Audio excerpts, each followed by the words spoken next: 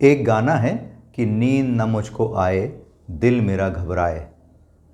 फिल्मों में तो नींद ना आने का बहुत बड़ा कारण प्यार होता है, लेकिन असल ज़िंदगी में हर बार ऐसा नहीं होता कि प्यार के कारण ही आपको नींद ना आए।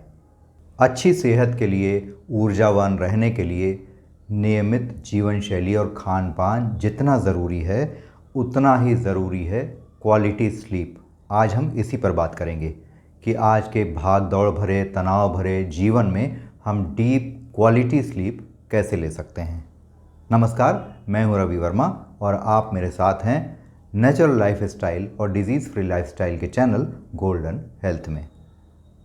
पिछले 2 सालों में लगातार कोविड की समस्या के चलते जो लॉकडाउन हो रहा है, उसके कारण लोगों में नींद न आने की समस्या 60% तक बढ़ गई है।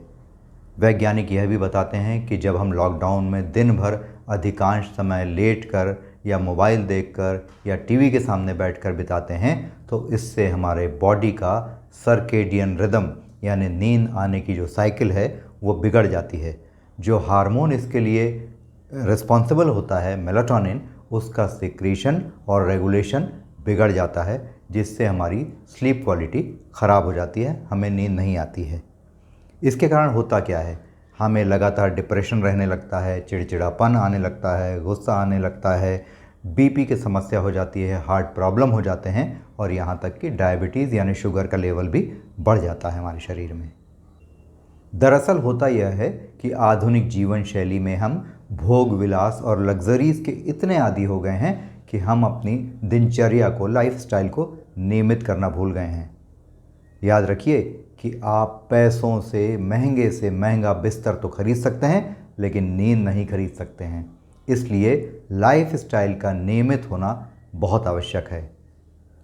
आजकल हो ये रहा है कि हम लगातार कंप्यूटर्स का उपयोग करते रहते हैं, मोबाइल में उलझे रहते हैं, कॉफ़ी पीते रहते हैं, एनर्जी ड्रिंक्स पीते रहते हैं, कई तरह के रेडीमेड प्रोसेस्ड फूड खाते रहते हैं, जिससे हमारी जीवन शैली पूरी तरह से अनियमित हो जाती है। अमेरिका की नेशनल स्लीप फाउंडेशन का मानना है कि हर आदमी की लाइफस्टाइल से ही उसकी नींद की ज़रूरत को समझा जा सकता है। इसका मतलब यह हुआ कि नींद ना आने की समस्या भी एक लाइफस्टाइल की डिजीज़ है। आइए अब यह जान लेते हैं कि किस एज ग्रुप के लिए कितनी नींद लेने को विशेषज्ञ अच्छा मानते हैं। विशेषज्ञों के अनुसार 13 साल तक के बच्चों के लिए 9 से 11 घंटे तक सोना सही होता है। 14 से 18 साल के लिए 8 से 10 घंटे की नींद ठीक होती है। 18 से 25 साल की उम्र के लिए 7 से 9 घंटे की नींद अच्छी होती है। 26 से 64 साल के लोगों के लिए भी 7 से 9 घंटे सोना ठीक रहता है। 65 साल से अधिक उम्र के बुज़ुर्गों के लिए 7 से 8 घंटे सोना ही पर्याप्त होता है। आइए अब यह जान लेते हैं कि क्वालिटी स्लीप लेने के लिए हमें कौन कौन से गोल्डन रूल्स अपनाने की ज़रूरत है। तो इसमें सबसे पहली ज़रूरत है अपनी लाइफ स्टाइल को नियमित करना।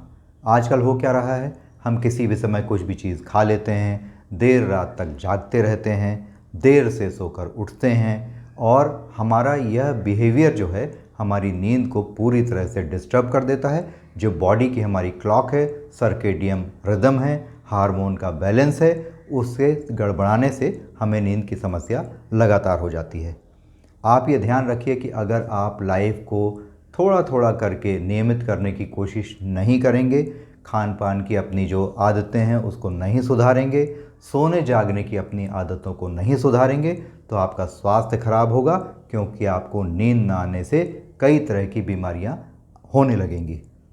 ये ध्यान रखिए कि अगर आपके पास इस अंधी दौड़ में कुछ पाने के लिए भागने के साथ यह पाने की ललक नहीं है कि मेरा स्वास्थ्य भी अच्छा हो, तो स्वास्थ्य अगर अच्छा नहीं होगा तो आपके पास कुछ भी नहीं होगा। याद रखिए कि अच्छी नींद और बैलेंस्ड डाइट और स्वस्थ शरीर, यही आपकी सबसे बड़ी आवश्यकता है, जिससे आप जीवन के हर गोल को अचीव कर सकते हैं।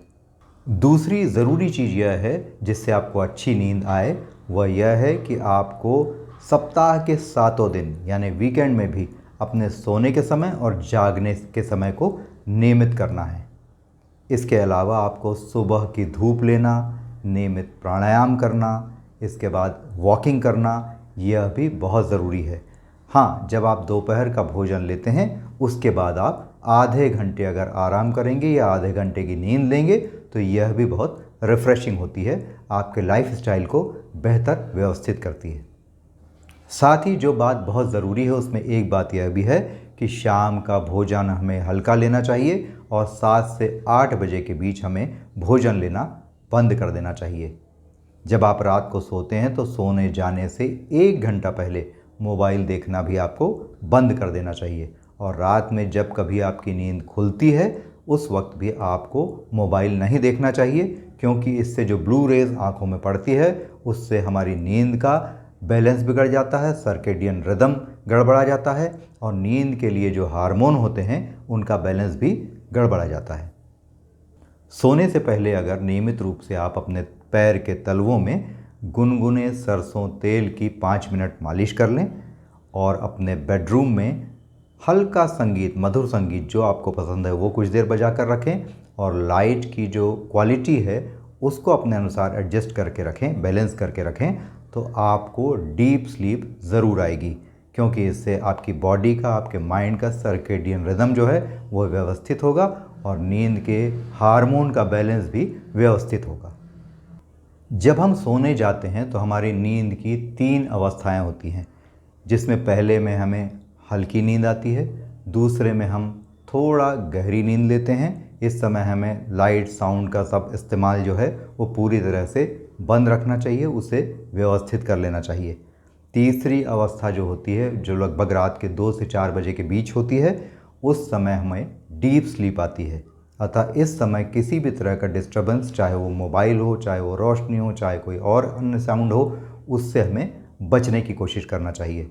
वैज्ञानिकों ने अपने रिसर्च से यह प्रमाणित किया है कि जिस समय हम गहरी नींद की अवस्था में होते हैं तो उस समय हमारे ब्रेन वेव्स हाईएस्ट लेवल पर होती हैं और ब्रेन वेव्स जब हाईएस्ट लेवल पर होती हैं तो हमारे शरीर में हीलिंग का काम बड़ी तेज़ी से चलने लगता है, जिससे हमारी बीमारियों से भी हमें लड़ने की क्षमता हमारी विकसित होती है, इम्यूनिटी पावर हमारा बढ़ता है और हमारी मेमोरी और लर्निंग प्रोसेस भी शार्प हो जाता है।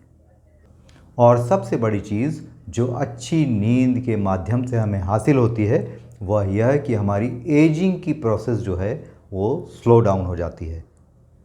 तो उम्मीद करता हूँ कि आप बेहतर नींद के लिए इन छोटे छोटे उपायों को अपनाने की कोशिश करेंगे। लेकिन हाँ, सोने जाने से पहले इस वीडियो को लाइक, सब्सक्राइब और शेयर करना बिल्कुल मत भूलिएगा। Thanks for watching.